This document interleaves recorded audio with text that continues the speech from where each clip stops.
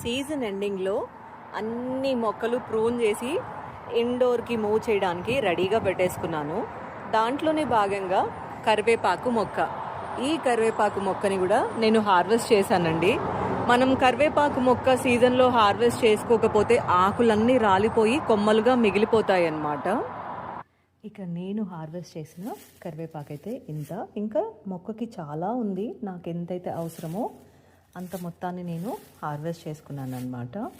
ఇక ఇది వచ్చేసి ఎండిపోయిన కరివేపాకు. దీన్ని ట్రాష్ చేయటం ఇష్టం లేదు, దీన్ని ఆయిల్లోకి వాడతాను. సో కరివేపాకు మొక్కని మనము అన్సీజన్లో ప్రూన్ చేసుకొని సీజన్లో వరకు వెయిట్ చేస్తే చక్కగా మళ్ళీ పూత, కొత్త చిగురు, మొక్క గుబురుగా పెరుగుతుందన్నమాట. సో నెక్స్ట్ వీక్ చలి స్టార్ట్ అవ్వబోతుంది, అందుకే అన్నీ ప్రూన్ చేసి రెడీగా పెట్టుకున్నాను. ఇవి ఈరోజు కబులు. మరికొన్ని విశేషాలతో మరొక వీడియోలో కలుసుకుందాము. మీకు వీడియో కనుక నచ్చినట్లయితే లైక్ చేసి ఎంకరేజ్ చేయండి. ఇలాంటి మోర్ వీడియోస్ కోసం సబ్స్క్రైబ్ చేసుకోవటం మర్చిపోకండి. Thank you for watching.